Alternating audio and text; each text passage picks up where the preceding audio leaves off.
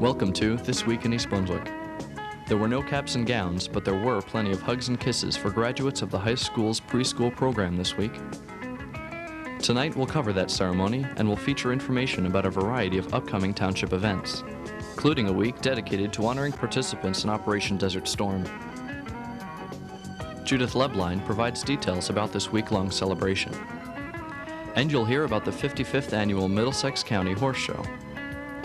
Dolly Vasta and John Runyon will invite you to a taste of Middlesex County, a food and music festival sponsored by the Chamber of Commerce. This and more tonight, including a review of this week's Town Council meeting. But first, a look at scheduling next week here on Channel 8. The primetime lineup includes You and Your Money, Tuesday night at 7:30. Paul Hansen discusses the rising cost of medical insurance with Alan Ford and Charlotte Furman. At 8 o'clock, Stuart Davis investigates various aspects of property assessment on Real Estate Quarterly. Wednesday night at 7, Lenore Kulik demonstrates more step techniques for beginners on Look Great, Feel Great. At 7:30, Spotlight on Education celebrates the 100th anniversary of the show and the prestigious national designation of East Brunswick High School as a Blue Ribbon School. 18, Growing Up in East Brunswick, celebrates the best of the 1990-91 season Wednesday night at 8. And This Week in East Brunswick returns Thursday night at 7 and again at 8 o'clock. At 7:30 Thursday night, it's another look back at this past season, this time on Let's Talk Health. In addition to the evening programming, Look Great, Feel Great is shown Monday mornings at 10, Wednesday afternoons at 2:30, and Saturday mornings at 9:30. Stories from the Library for preschoolers is televised Monday and Saturday mornings at 10:30 and Wednesday afternoons at 3. Check the Community Bulletin Board for additional programming on Saturday and for announcements of local events.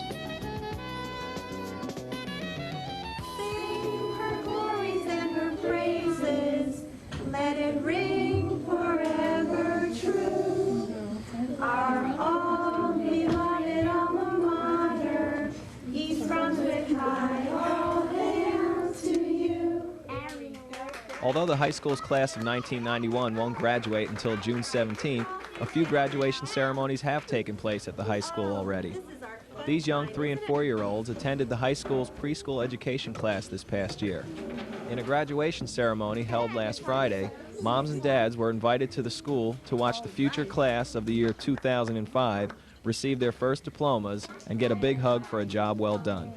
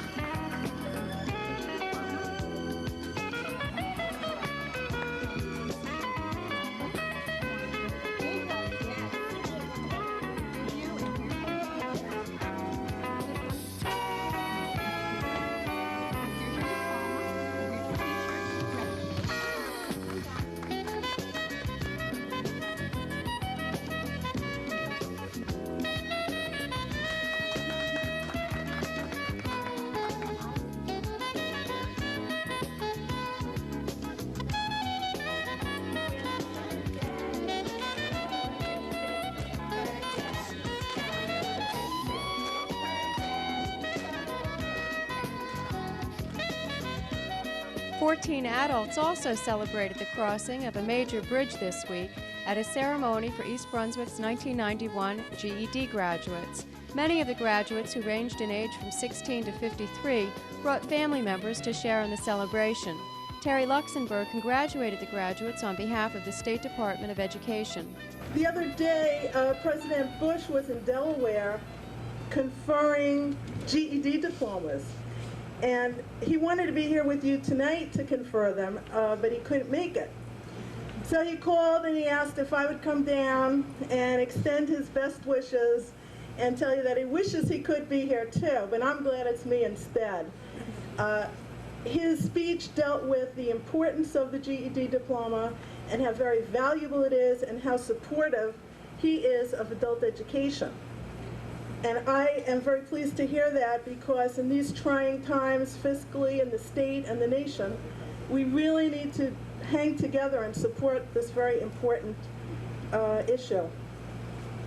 I wanted to mention a few things about the GED test that some of you might not know. Only 70% of high school graduates across the nation actually pass the GED test. It's field tested on thousands of high school graduates, and 30% of them can't pass it.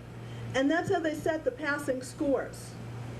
So that you're actually doing better than lots of people who get a high school diploma through the traditional route. It's not an easy thing to first say, I need to do something that I didn't do when I was younger. And it's not an easy thing to do, to go to school after work, or go to school while taking care of a family. It's not an easy thing to do. It takes a great deal of courage. And that's why I say I admire you so much. But the rest of the story with Anne Frank is not only was she courageous, but she told her story through her diary. And that's really what I want to say to you. Your work isn't finished. You have done yourselves a tremendous service, and you have a lot to be proud of by having acquired your high school diploma. But the job isn't done. Now it's your job to tell your story, to tell others that you did it. You know, it's not easy to go back to school. It's especially not easy when you might have a full-time job, or you might be raising a family, or you might be doing both. So I really compliment you and applaud you for your efforts in that area and for sticking to it.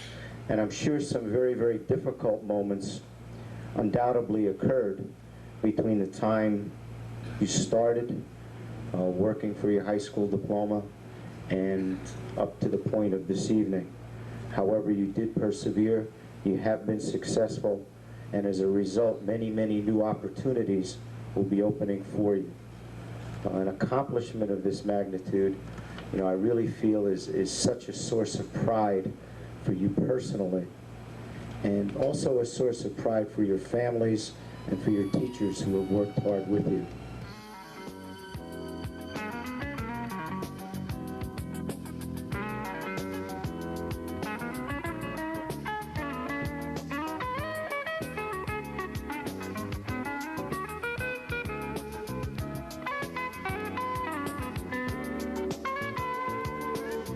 Hello, I'm Judith Lebline, Director of Recreation Parks and Community Services here in East Brunswick Township.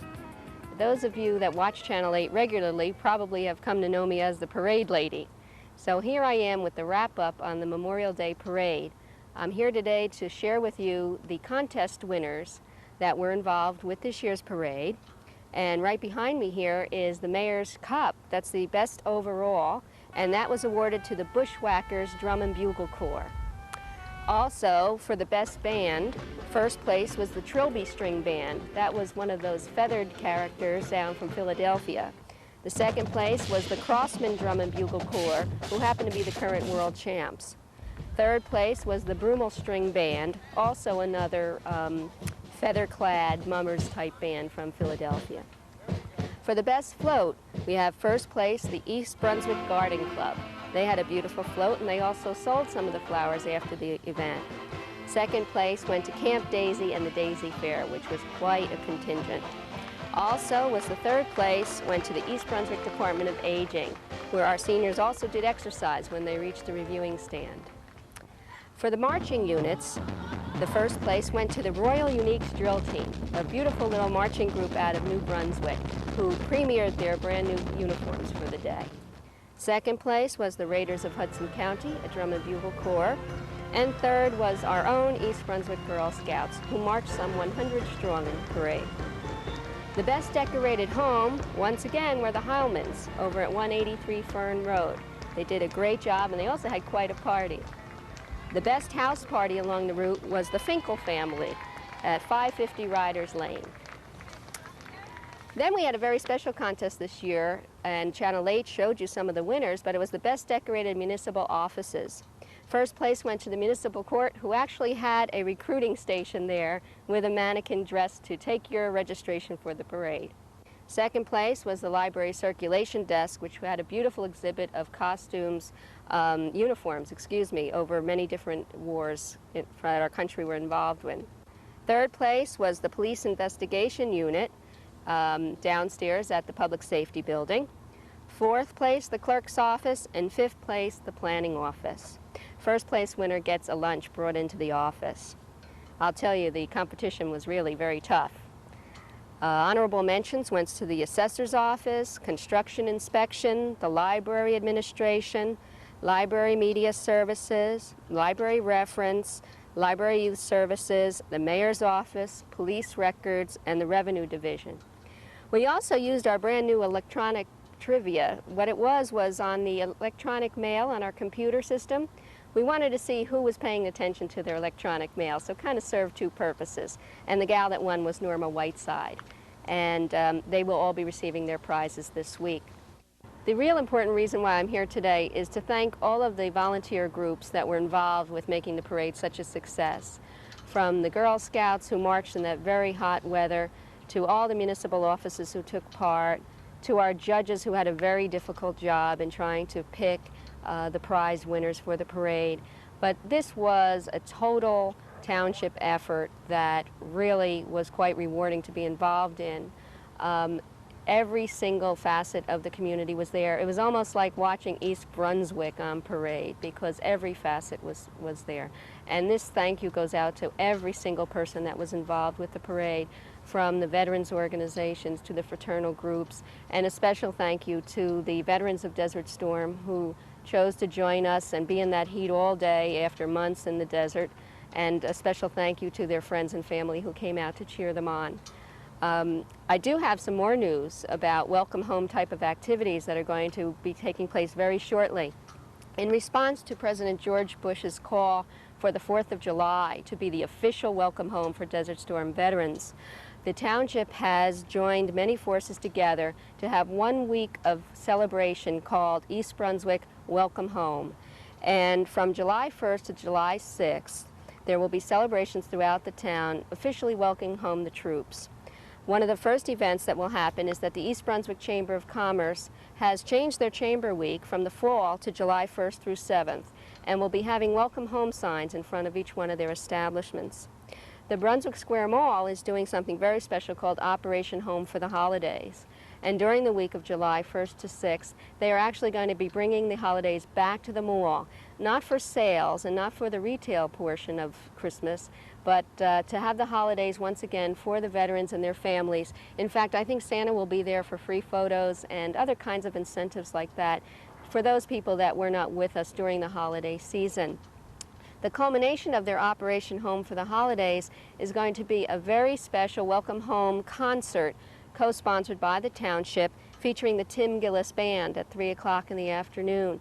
Tim Gillis has agreed to do it at a very reduced rate because of the benefit, and we'll be inviting veterans from the entire Middlesex County area to come and join us for a free concert indoors that weekend.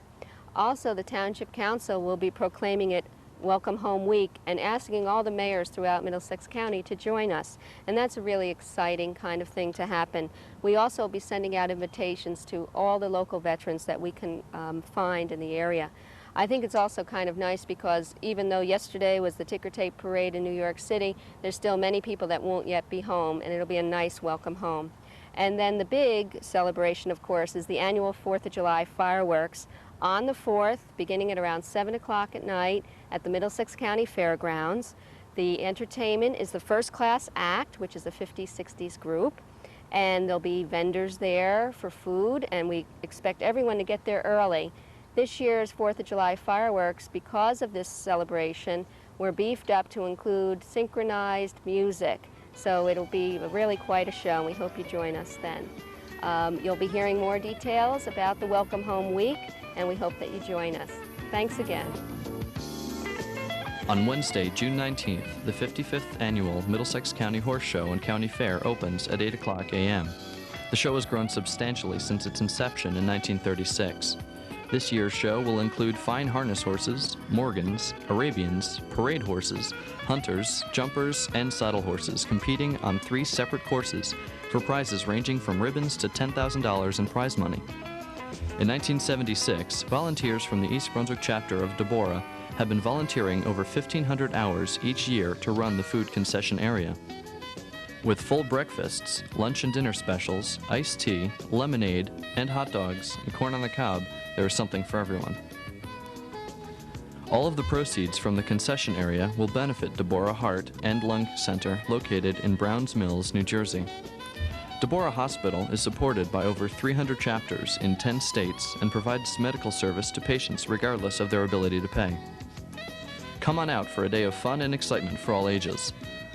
The Middlesex County Horse Show and Country Fair is located at Johnson Park in Piscataway and will run from June 19th through June 23rd from 8 a.m. to 8 p.m.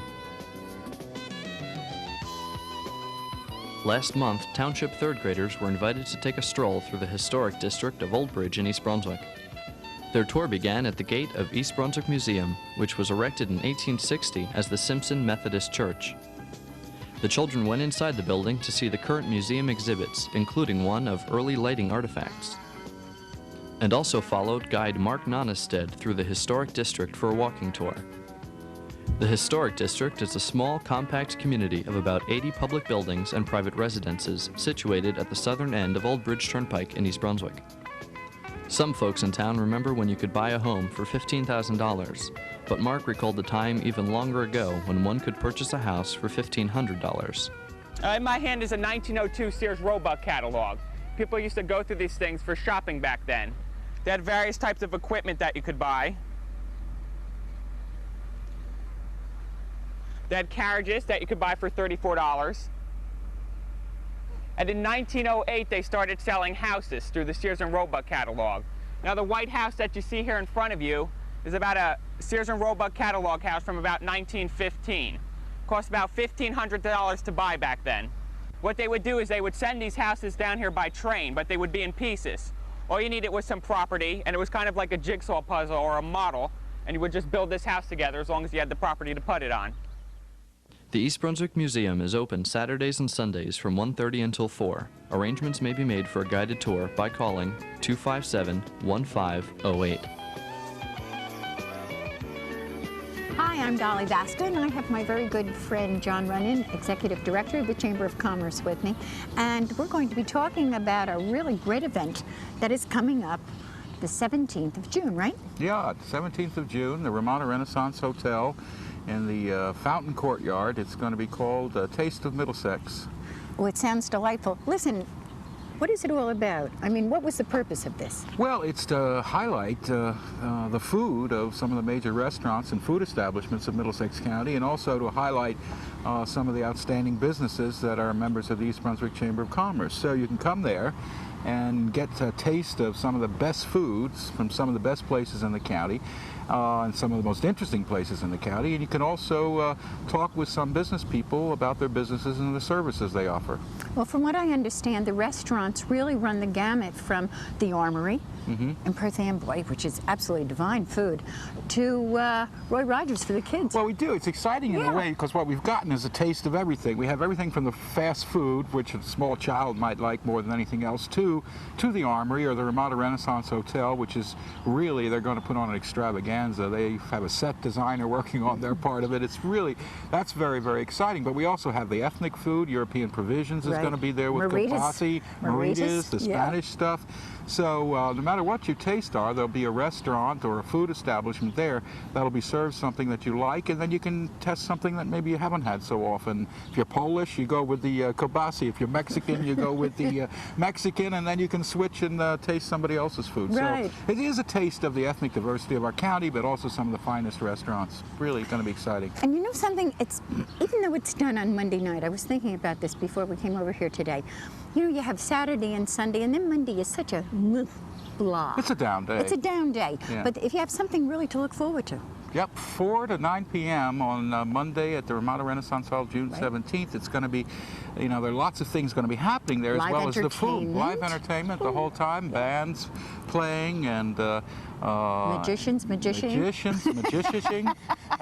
going to be all those really neat things. So it's going to be a party. It's going to be eating, and you can also get lucky if you come there too. Oh, really? Oh, really? Yes. What I mean is that they're going to be having door prizes, which you've been working on, as a matter of fact. That's right. And those door prizes are fabulous, and we have enough to offer 3 or 4 every 15 minutes during the entire event. So when you come, you'll probably go home with something neat, a coffee pot, a free dinner at J. August in New Brunswick. Those are just a couple that I thought of. But there's some really great door prizes. How about dance lessons from Arthur Murray? Yeah, you can get those as well. Yeah. Sure. Some wonderful things. I've been amazed at the prizes that have been coming in the mail. Yeah, it's very exciting. It's really great. So let's recap. So that is June 17th. That's this coming Monday. Yeah, and I'm going to interrupt because that's the night of the East Brunswick High School. I know I do. That was the night of the East Brunswick High School graduation, right? So I was thinking some folks go out for dinner afterwards, but maybe you could come over there, even if you don't want to come there to eat your dinner. Come on over and get, with the family, and it's free entertainment, and it's a party, and it's a lot of fun. So it's something to do, after graduation, after dinner or whatever, with the whole family. Bring them on over. There is an admission charge too. We didn't mention that. No, we didn't. It's $10. I was leaving that till the end. Okay. We build them up, John, and then we zoom in with the $10, and the $10, $6 of that goes to charities. There are 5 charities that are benefiting from this: the museum, the Playhouse, the YMCA, the Middlesex County Council on Alcoholism and Drug Abuse, and Camp Daisy. That's right. So, and then $4 will be $4 in food tickets that you can use in exchange for the food. And if you're hungry after those $4, there additional tickets can be bought. On the subject of the graduation, moms and dads, it's so nice to see them graduate, and it's a little sad, but you do this with a sense of relief. So instead of, going formal somewhere, why come in up to the court? Come to a party. That's right. We're going to you don't have to pay for it. No booze to buy or That's right. We're going to have a ball. Yeah. Now, there is a rain date, just in case. Just in case. It's the next night, June 18th, on Tuesday night. So. But it is June 17th. That's right. So don't forget, John and I will see you there. Come on up and say hi to us.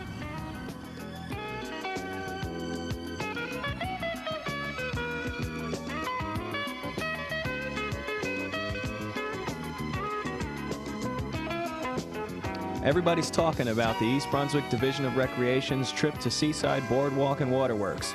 Kids in grades 6 through 12 are welcome. Tuesday, June 25th from 10 a.m. to 5 p.m. Admission is $14. Call the Division of Recreation at 390-6797.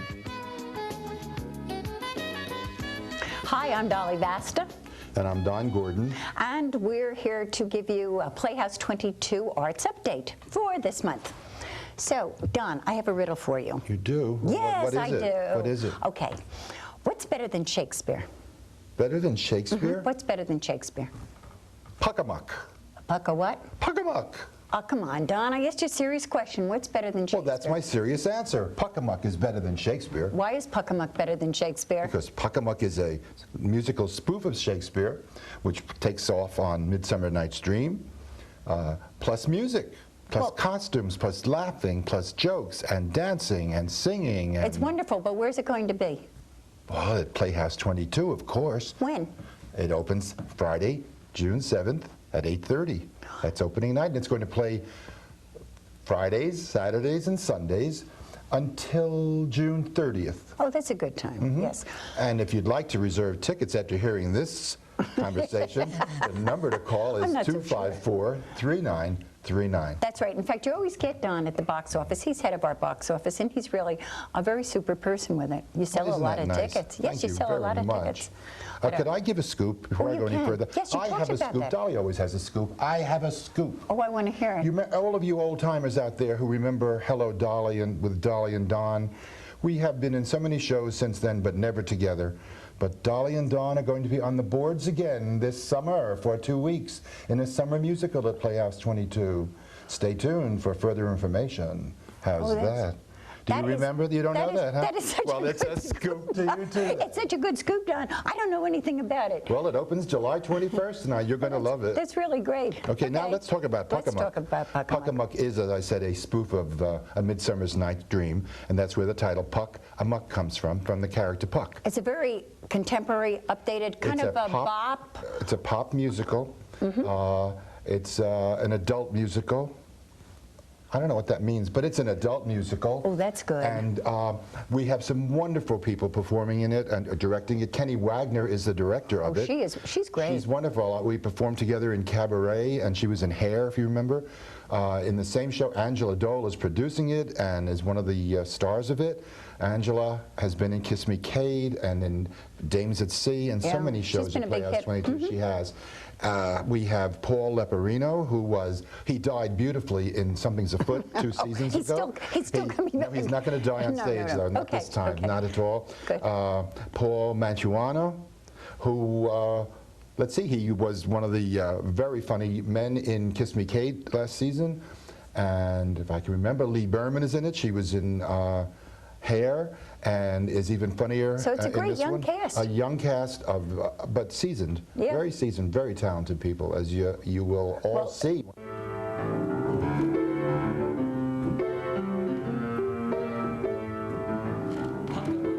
It's simply all that great pizzazz.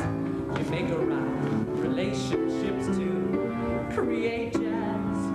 Tonight you muck it up with your good wife to add some salt and pepper to the meat of life.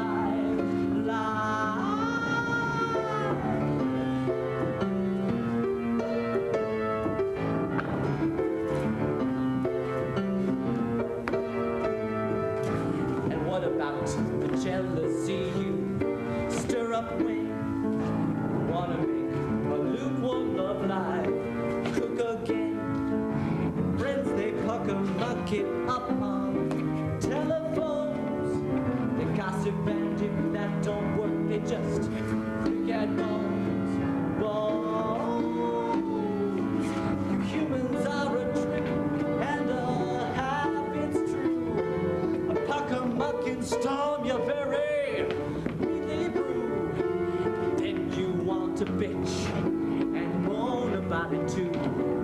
It's a crock that you're above it. When you live, you really love it. And do you love to play the victim? Yes, you do. Oh, yes, you do.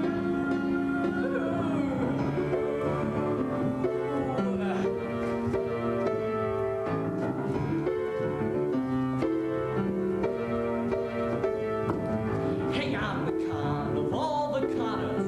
Don't con me. It's in your blood, your genes, you do it naturally. You humans are the pucker-mucking champs. You see, you puck it up and maybe puck it up, but with a little luck, you shake and plug it up, and add a whole lot of jazz. I said a whole lot of jazz to this.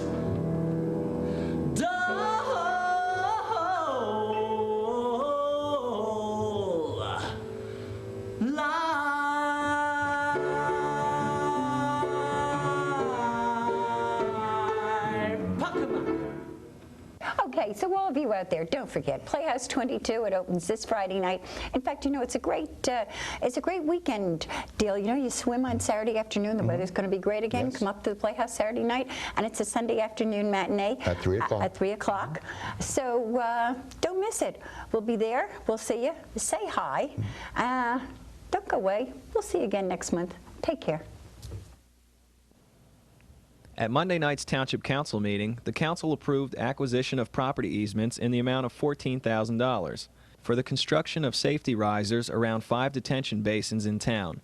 The risers act as a protective fence around the basin pipes, screening large objects and preventing them from being pulled into the drainage system.